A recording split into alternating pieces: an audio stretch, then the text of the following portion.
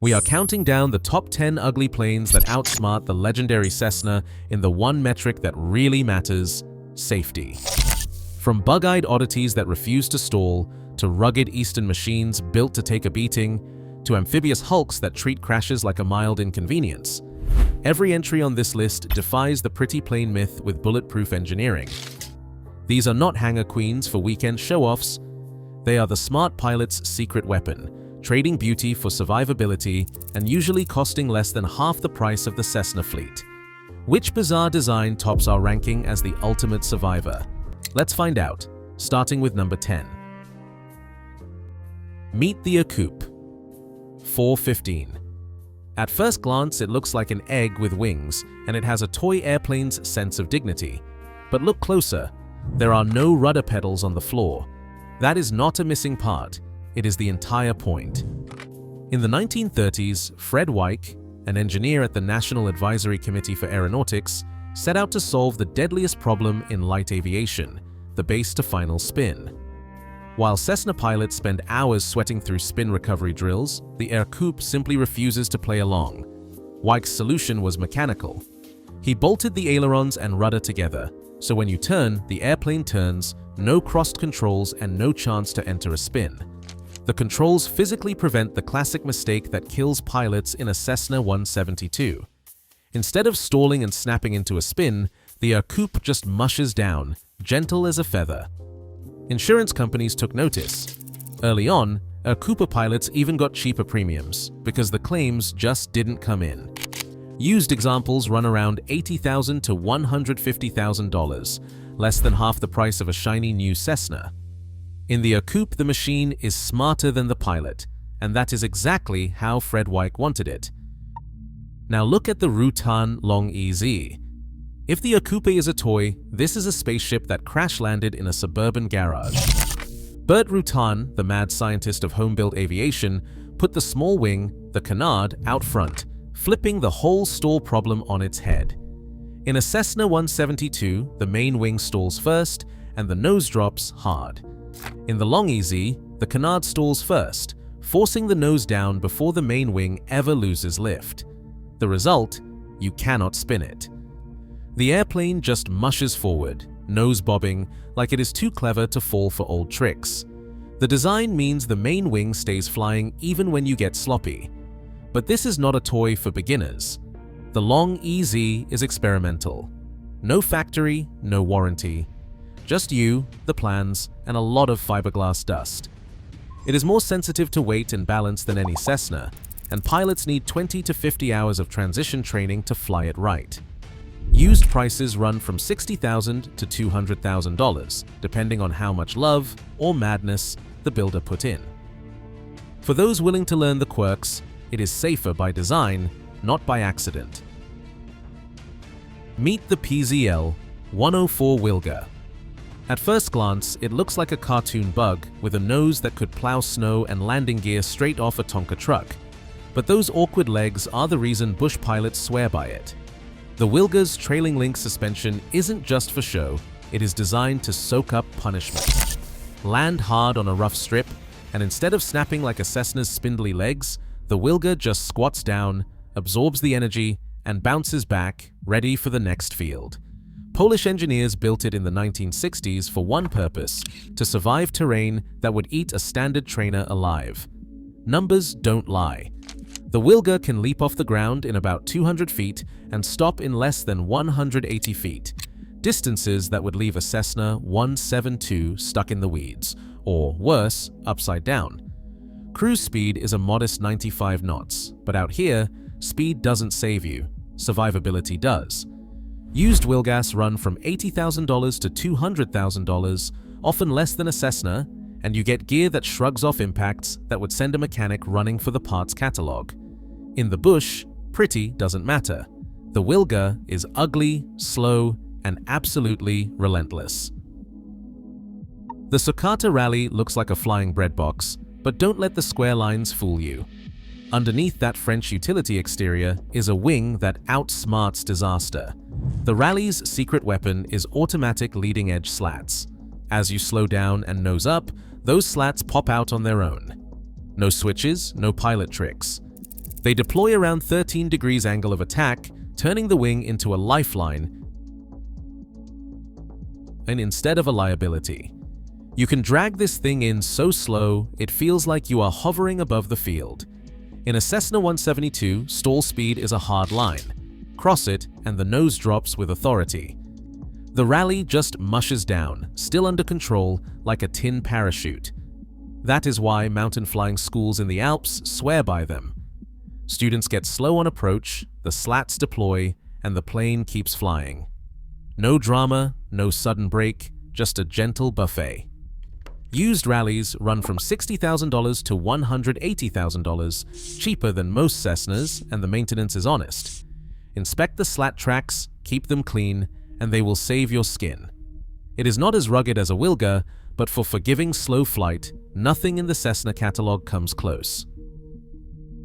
The Transavia PL-12 air truck is the kind of plane that makes even seasoned agricultural pilots do a double take.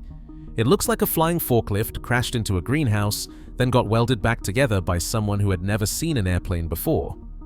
But every odd angle and exposed strut has a purpose. In the world of crop dusting, accidents happen low and fast, hitting a fence line or clipping a tree at 50 feet. Most agricultural planes put the pilot right behind the engine, front and center for whatever the ground throws back. The air truck flips that logic. Here, the pilot sits up high, perched above the massive chemical hopper, with the engine slung low beneath. If the worst happens, and you plow in nose first, the engine and hopper take the brunt. The pilot sits as far from the impact zone as possible, like a king on a castle wall. That cockpit placement is not just for show either. It gives the pilot a commanding view of the field, the obstacles, and any sneaky power lines that would be invisible from a Cessna seat. It is not a plane for cross-country comfort, but out on the farm, that visibility and geometry can mean the difference between walking away and getting written up in the accident report. Used air trucks go for $40,000 to $150,000, less than half the price of a new Cessna, and built for a job where pretty does not save you. In the air truck, ugly means you are sitting above the danger, not in it. The Edgley Optica is what happens when a helicopter and a goldfish bowl have a disagreement, and both win. With its bulbous, bug-eyed canopy and a ducted fan that looks like it belongs in a wind tunnel, the Optica never stood a chance at a beauty contest. But while pilots snicker at the ramp, police and survey crews know the secret. Nothing else lets you see the world like this. The Optica's cockpit is a transparent greenhouse, wrapping the pilot in 270 degrees of uninterrupted glass.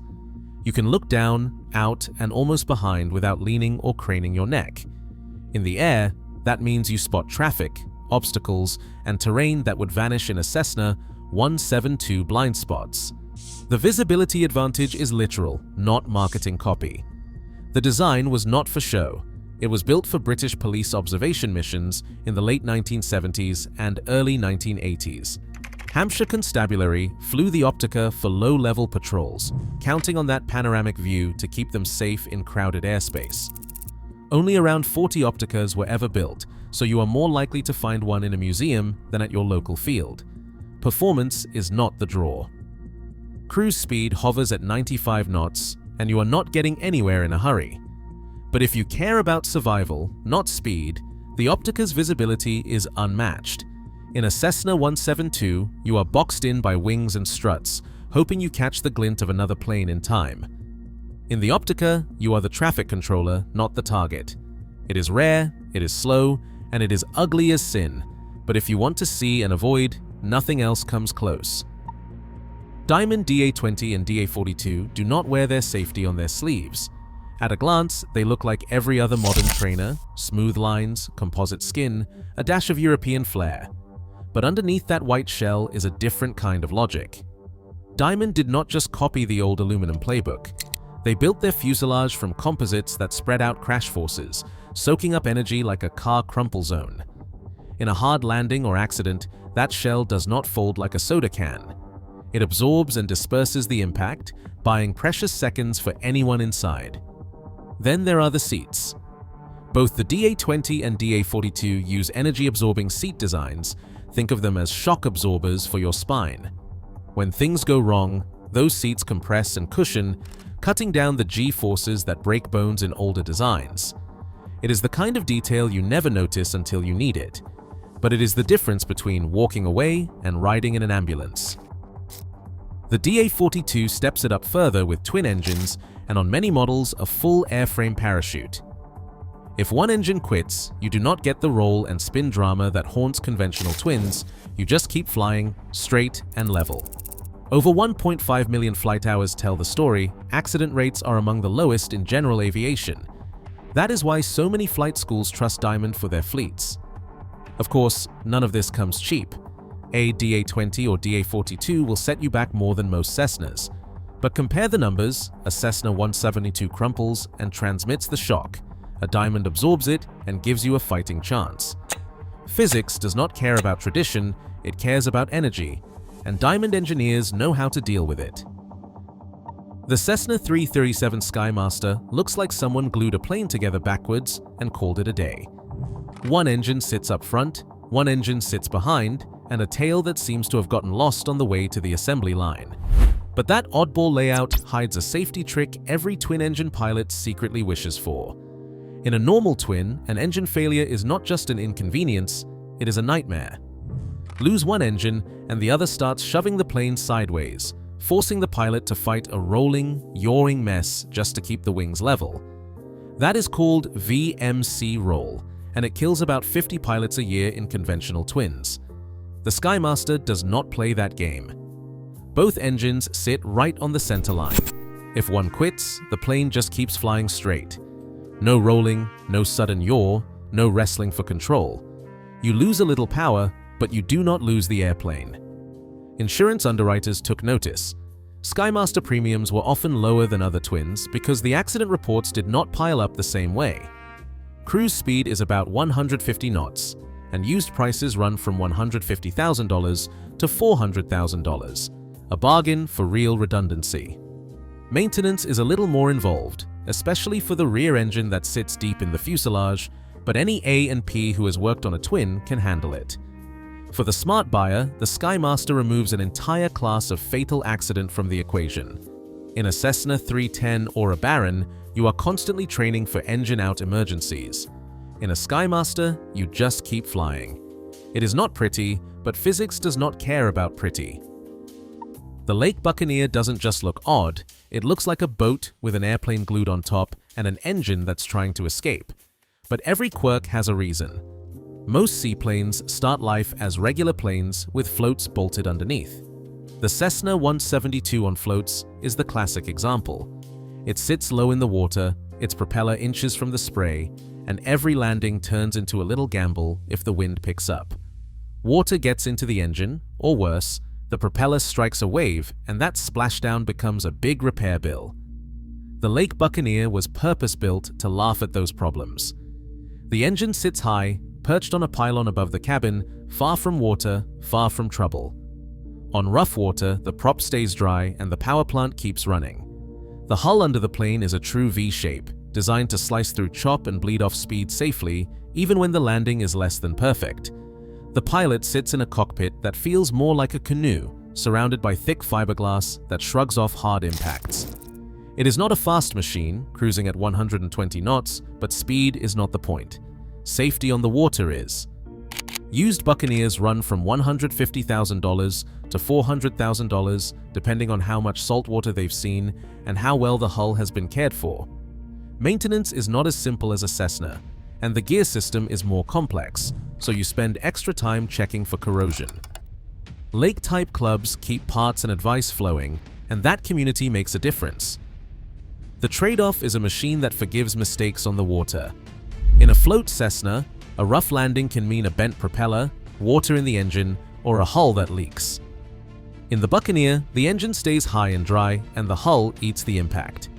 For water operations, it is the second safest bet out there, only losing to the brute force over-engineering of the Seabee. The Lake Buccaneer may look like a science experiment, but when the waves are up, it is the one that gets you home. The Republic Seabee doesn't just break the mold. It looks like someone hammered together a boat, a barn, and a biplane, and then dared it to fly.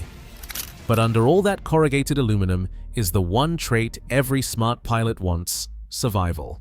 The CB's hull is not just for show. It is a deep V, riveted shell, built by engineers who borrowed more from boatyards than from aircraft factories.